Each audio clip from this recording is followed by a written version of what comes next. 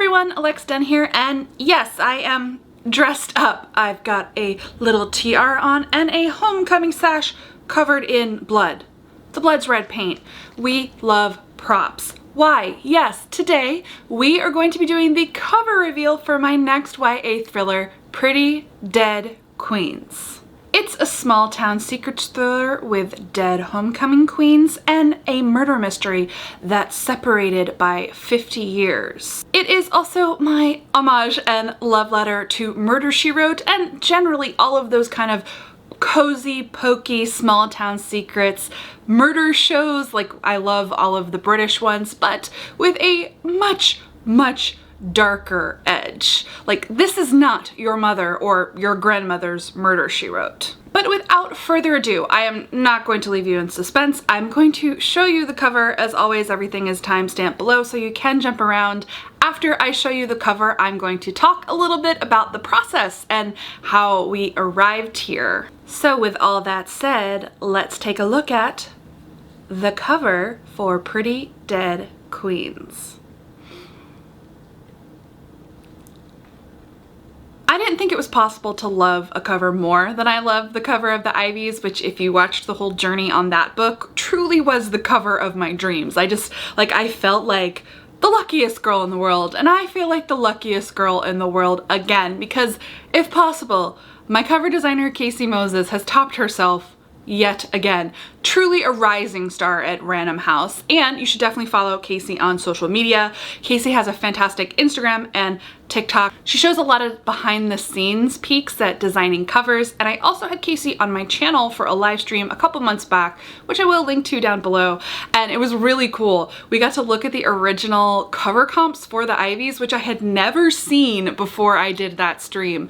And now with Pretty Dead Queens, we did talk a little bit about like the very early process in that live, which is kind of cool to go back and watch. I'm hoping with Pretty Dead Queens down the line, I'll get the permission to show you kind of the process for this one as well. And hopefully I can do another live with Casey.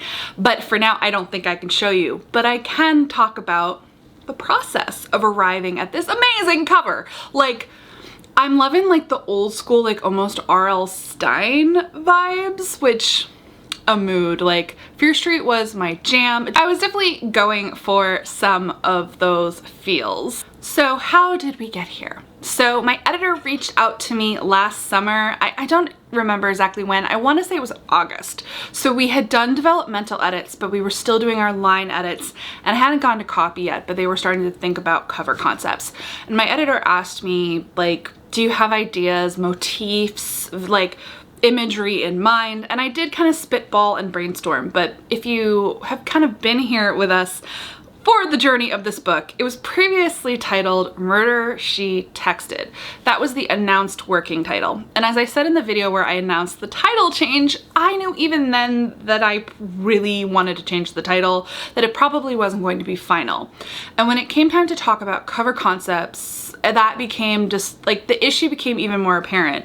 The book ended up being really, I mean, dark. I make it sound edgelord. It's not, but it's not cutesy. It's not satirical in the same way that, say, the Ivies leaned a little bit in that direction. And it's not exactly a cozy. So Murder, She Texted it tonally felt like the wrong title. But when it came to concepts as well, I felt really restricted by it. I said to my editor, I was like, look, there's this motif and this motif and this motif, but with the title, you probably really have to have a phone. So I did come up with a couple of ideas, but I also said, like, I really leave this to Casey, who's brilliant. Whatever she feels is going to be right for this cover direction. But like, I gave an idea of vibes. And so we had a serious conversation about the title. And that's when we were like, okay, let's change the title. We came up with Pretty Dead Queens. And what was really gratifying is, like, once I'd narrowed it down, my editor came up with 5 ideas and I liked this one. She sent it to Casey, and Casey also was like, yes. And like, Casey started having those ideas, and eventually we ended up here. So it is so cool. Again, I feel like the luckiest girl in the world.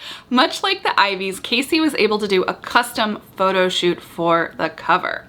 Casey worked with a local photographer because Casey hasn't been in New York during the pandemic. Casey's been home, but she was able to find an amazing photographer named Maggie Holmgren, and they set up a trophy case, and Casey bought a bunch of props that were themed to the book. The book takes place around homecoming. It's Dead Homecoming Queens. It's a small town. It's very like rah-rah Friday Night Lights, but also I have a meta Jessica Fletcher-y Nora Roberts type character who writes murder mysteries, including cozies, and in the original concept of the cover, she managed to like hide some of Mora's books in the trophy case, which is really cool.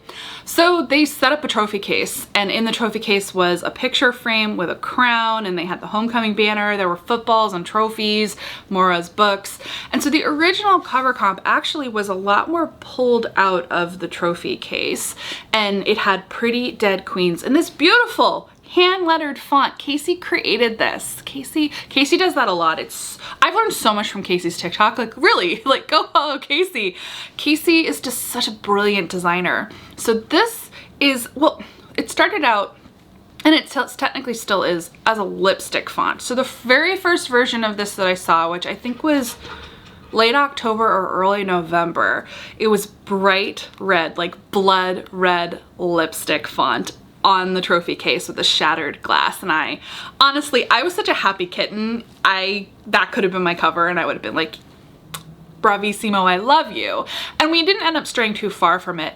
But what I find so fascinating about the cover design process with a publisher is we did need to have a little bit of back and forth about it. I was able to say my favorite things about it. My agent had some comments about kind of the contrast in the background and the readability of the text. And that's really what kicked off the long journey to the title being in white. So something that you have to take into consideration that I didn't even fully realize until this process, like I literally am always on a continuum of learning as I go through the publishing process. And this is my fourth, hard to think about that. This is my fourth book that's going to be coming out. They really wanted to be thoughtful about how it would look as a thumbnail and the readability as a thumbnail. And in the very early versions when the text was read, like the shattered glass kind of obscured one of the letters, and it wasn't completely clear that the Y was a Y in pretty. So there was changes to kind of how the glass was shattered. And then the color, the red just really wasn't registering. So they tried it in white and pink as well. I actually really liked the pink. Like, I love pink. But also it felt like it really fit a lot of like the mood and tone of the book. Plus it's supposed to be lipstick. It is something from the book, right? But the white was bar none the easiest to read, and especially like now that you see this, if you look at it as a thumbnail, it's really striking in white. But what Casey ended up doing, again, Casey's brilliant, she kind of zoomed in on the trophy case. So I do hope eventually you're gonna get to see more from the photo shoot, because I just think it's wild that there was an entire photo shoot with props inspired by my book.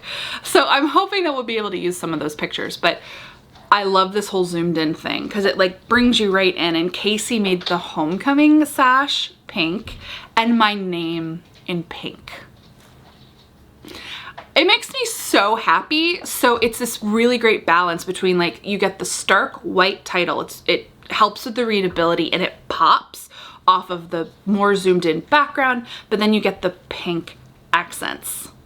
Another thing that was really fun with the journey is the photo. So they didn't, do the photo shoot with a photo in the photo frame. That was photoshopped in later. And on the very first version, the photo in the photo frame, well, first the hair color was wrong. This is a character in the book. It's meant to be a character in the book. And I was like, well, she needs to be brunette. But the second thing I said was, she looks way too nice. Casey had picked a picture, a lovely, beautiful picture of a girl who just looked really sweet, like butter wouldn't melt in her mouth. And I was like, sassier. And I love what she ended up going with. I'm like, this is a queen bee. That's what I wanted. I wanted a girl that you would believe would be the top contender for homecoming queen and would, maybe have done some things to kind of secure her position in the social hierarchy, because like this is a teen thriller. So I love what we ended up with, and like, yes, I love that this is like vague Karen McManus vibes, because as you know, I like people on covers. Maybe you don't know that. I like people on covers, but it's really out of style, and in fairness, there has to be a balance, and I love how this gives you a little bit of balance. Photorealistic covers work in thrillers in a way that they don't necessarily work with other subgenres of YA, and so I love everything about this. So that is the cover for Pretty Dead Queens. I haven't seen the full jacket wrap. I cannot wait to see what Casey does with that, because the full jacket wrap is always what kind of like brings it together in a chef's kiss, and like I can't wait to see what the spine looks like and how they're gonna look on the shelf next to each other. Casey definitely already has plans to like make my books kind of go together really nicely, which is another really cool thing about like being at the same publisher and being fortunate enough to have the same designer for the books across the series. It's not a series, they're not related, but I kind of like the marketer in me is like the branding. So I can't wait to see it. And as you know, when I am allowed to show, I mean, really, I'll end up showing you the full jacket wrap when I get the book. I'll do the same thing as I did for the Ivies, but I love this cover so much. The book is out October 4th, 2022, just in time for homecoming. You can pre-order it now. There are links down below, and the ARCs should be dropping in about a month. So if you are on NetGalley or Edelweiss, look for Pretty Dead Queens to be up as an e-ARC in early March. I would love to know down below what you think of the cover. Is this what you had in mind when you heard the title? Like, I think it's perfect. I mean, I'm biased, I'm the author and I adore Casey's work, but I'm just very curious to hear what you think. Give this video a thumbs up if you like it. And as always, guys, seriously, thank you so much for watching. Thank you for being with me on this continuous journey of publication, and happy writing.